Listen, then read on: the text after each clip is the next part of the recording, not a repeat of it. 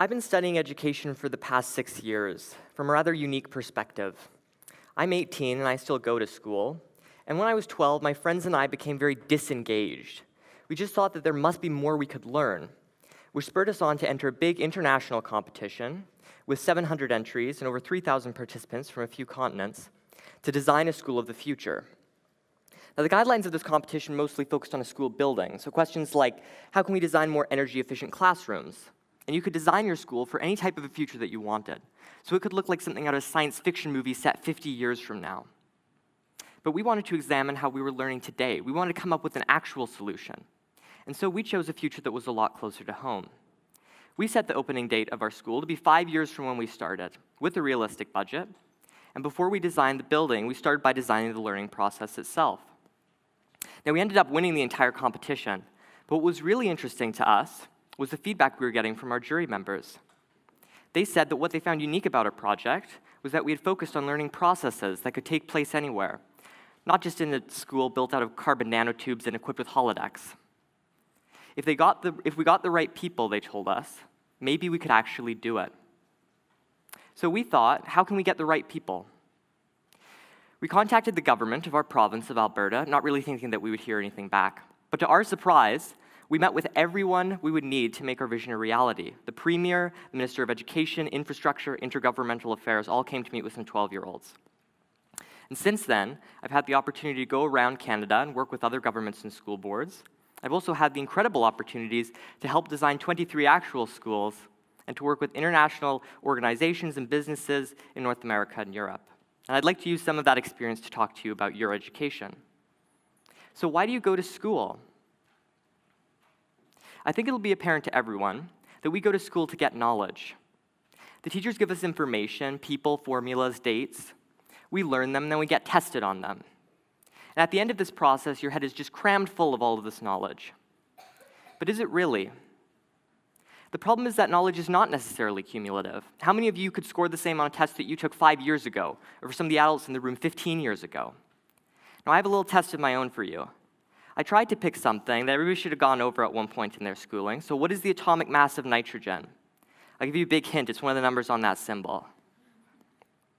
Okay, it's this one. Now, I gave this to some adults before I came, and even some of the ones that got it right said they weren't sure. So if you did get it right, why don't you tell me what all the other numbers mean? No, I'm just kidding. You can still pass. So the point is that you may have known this at some time, but you may have forgotten. But it's mattering less and less if you can remember these specific details, because we're currently living in a world where we're surrounded by knowledge. We're living through the largest change in the way that people deal with information since the advent of written language 5,000 years ago. In all of that time, if you wanted to look up a piece of information, use it. You were limited to what information was kept where. You could only carry books of a certain size around with you. And so if you wanted to use a piece of information instantaneously, out with you wherever you were in the world, it was better to at least try to memorize it, even though you could forget it. But now, if you know that a piece of information exists, but you can't quite recall what it was, you can instantaneously find it from almost any location. Mobile devices can expand the amount of information that you can use beyond what you have memorized. In other words, it's okay that you've forgotten. Rather than build up a static knowledge, trying to cram all of these facts into our heads, it's much more important now that we have an adaptive knowledge. And what I mean by that is we just need to know what we're going to use when we're going to use it. Because in a world with information everywhere, the demand isn't for people who can cram a bunch in their head. It's for people who can take the information that's all around them and do something with it. And we now have a tremendous capacity to do just this. I mentioned that our School of the Future project required us to come up with energy efficiency solutions. The site that we selected for our school was very close to an ice hockey arena, and in our course of researching, we found out that the refrigeration equipment for these arenas produces a huge amount of waste heat, and it's actually quite common to use this heat to warm other buildings in the wintertime. But we were wondering, what if we could use the waste from this facility to cool our building in the summer as well? I used to live across from one of these arenas, and when they cleaned off the ice surface, they would scrape the excess ice into a big pile. And there was so much ice that it would still be melting well into the spring months. So we said, what if you would scrape it instead into an insulated trench with pipes running through it that were connected to your school's air conditioning system? We showed our idea to a sustainability expert who said that to his knowledge it had never been attempted before, but he did some research and came back and told us that it would work if we used a specific chemical in the pipes. At the age of 12, we were coming up with solutions to real-world problems, just using the information around us. And this is becoming really important. In a recent poll, 90% of businesses described innovation as essential to their operation. And a survey last year of over 76 million job postings, so quite a comprehensive survey, found the two most in-demand attributes in the world are number 1, oral and written communication, and number 2, problem solving. So this would seem great.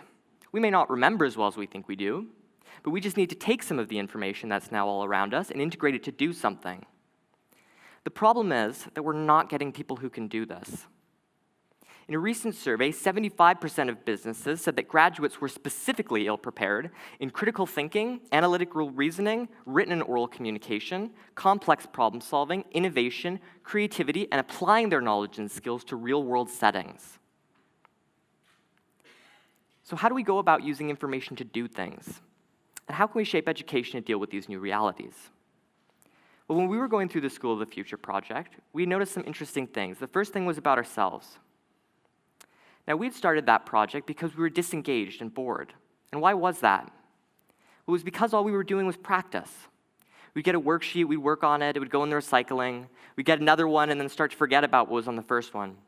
We were like a sports team that kept practicing but never played a single game. But we were now seeing firsthand that we could be applying this information to do something, to solve actual problems in the world. Now, we talked with that sustainability expert, but he wasn't the only one we talked to. We also talked with architects, business people, people from the government, people from environmental protection agencies. Of all the people we requested a meeting with, we never had a single person decline, no matter how expert or busy they were. And so we became really interested by this. And myself and some other students that I had met from across the United States and Canada started a nonprofit organization, which we called the Sparked Foundation, to see if we could connect these two things. We thought, what if we could make projects that weren't just practice? They were solving actual problems, and students would work on these in their classrooms. And they would be helped along the way, their ideas could be vetted by actual experts. And it didn't go exactly as we thought, but we learned some interesting things. First of all, we had a tremendous response from outside of the system, better than we expected. In our first 5 months of recruiting, we got 54 mentors from 5 countries, which included architects, business people, furniture manufacturers. We had a Canadian member of parliament, a seismologist, and one of the heads of one of the largest radio telescopes in the world. When we tried to get these actual problems into classrooms, we hit a wall. We found that quite often, school boards and teachers were hesitant to instate what they saw as an add-on if they didn't receive an extra qualification or incentive for doing so. So can the government provide an incentive? Well, maybe it won't come fast enough. A few years ago, I was invited to help write educational policy in my province of Alberta. And when I became a part of this committee, the government sent a package of materials to my house for me to review. And the first time I went through it, my jaw just about hit the floor, because the latest draft that they had sent me, which I confirmed was the latest draft in existence, was 19 years old, which was 3 years older than me at the time. Now, in those 19 years, we've gone from the corded phone to the smartphone. We're experiencing a fundamental change in the way that people deal with information that probably should have affected education. So it's not necessarily that there are not people within the system who will provide support or that there aren't people trying from within the system. But I think by the time we see meaningful change at that massive scale, you're going to be long graduated. Now, we had noticed something else really interesting through the Sparked Foundation, which wasn't as obvious at the time. And that was just the simple observation that we had the capacity, the time, to do all of this.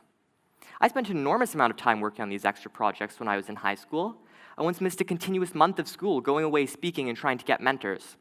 And to allow myself to do this, I moved around my education. I took classes online ahead of time. I challenged exams so I didn't have to be in a classroom for as long. When I graduated, I had credit from 3 different schools in 2 different divisions. We had seen that, well, the whole system is big and slow and seemingly immovable, that the individual inside of that big maze actually has tremendous capacity to modify it to suit their needs. And so that's why I'm not talking to the government or the school boards anymore, and I'm here talking directly to you. Because maybe we don't have to change the whole system to make an impact. Right now, we all have access to a profound amount of information and also a means of creation and distribution, which means more so than ever before, you can build your own education. So how do we build an education? What are the important building blocks? Well, the Spark Foundation, we failed to get our projects into classrooms like we wanted to because we didn't recognize as clearly as we needed to that there are two pieces to education. The first one is the one that everybody thinks of, learning. But the second one is just as important. You need something that shows that process, that demonstrates what you can do as a result. And that's a qualification. Now, we usually think of qualifications as things like the diplomas or the degrees that you get at the end of your schooling. But increasingly, these conventional qualifications may not show people what they want to know. They may not indicate that you can integrate the information around you to create value. Now, degrees are qualifications, but are all qualifications degrees? Well, let's think about if we were going to invent something. If you were going to make an invention, you'd do research, you'd make some prototypes, you'd gather all of this information together into an application, you'd file, and if you were successful, you'd get a patent, which shows the process, it shows what you can do, and I would call that like an irrefutable degree in inventing. Now, this is just one example of many things that I think you'll find you have the capability to get started on right now. You could make a product, write a book, start an organization, make an app, make a film, make a website. And these things aren't just practice, they matter. They can affect the lives around you. And I think that if you choose a problem that matters to you to try to solve, it's going to change the way that you think about your life, and it might even reveal capacities that you didn't even know you had. A few years ago, Saskatchewan, which is a province in Canada, was facing a large school shortage. And their solution was to design a whole bunch of schools in one sitting in a week-long process with all the stakeholders involved. And so I was brought in to help facilitate student engagement. Now, on the first day of the week, all the students that were at the event got together. There were 12 of us. And we stood around in a circle, just going around and introducing ourselves. And as we went around the circle, we came to one girl who, when it was her turn, she just shook her head. She wouldn't speak. Now, fast forward to the end of the week. We're in an enormous room. We have our preliminary models and sketches posted up.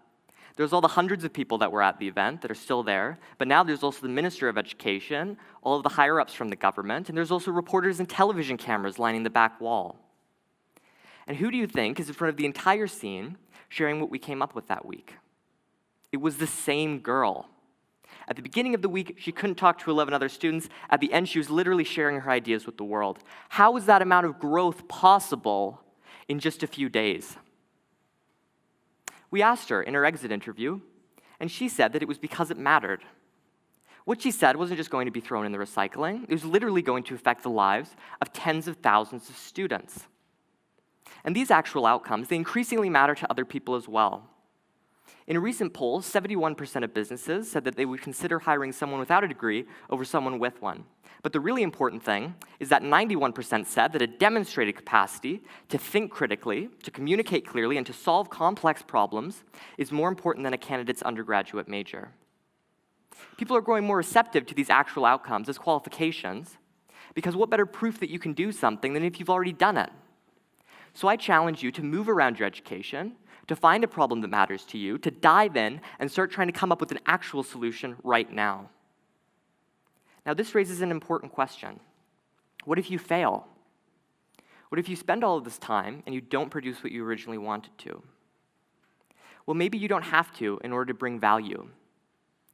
All of the things that I've done have opened new doors, and if you've been listening carefully, you'll see many of them failed to achieve what we originally hoped they would. Many times we decided to pivot, because as you work with a big, complicated, messy, actual problem, you're going to learn new things, build up your adaptive knowledge, have new ideas and insights, and you're going to want to act on those. In the conventional idea of education, we have an endpoint. People graduate and we say they're educated. Right now, we're all supposed to be in this first part, just practicing, waiting for the real stuff. But I've seen firsthand that we're all capable of being out there, of actually affecting the world around us. And that, in fact, the best way to affect the world around you is to constantly be revising your solutions, to be using what you've learned to make your ideas better.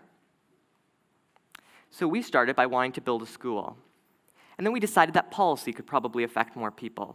So we decided to work with the government making policy. And then that wasn't working out so well. So we decided, let's work outside the government with the Spark Foundation to try to get projects into classrooms. And then that didn't work out how we thought it would. But we saw the tremendous power of the individual to change their own education. And now I'm on a stage, which is literally 7,000 kilometers away from where I started, talking to you. And my point is that even a failure to produce what you originally thought you would can still bring a large amount of value and still produce a very valid qualification. Because as long as you make something that shows your learning process, it will also show your willingness to tackle new problems and to have new ideas. It will show your growth. And after all, is growth not the goal of education? You can change your education by doing things that matter. And I challenge you to start coming up with actual solutions as part of a continual process that lasts for the rest of your life. Thank you.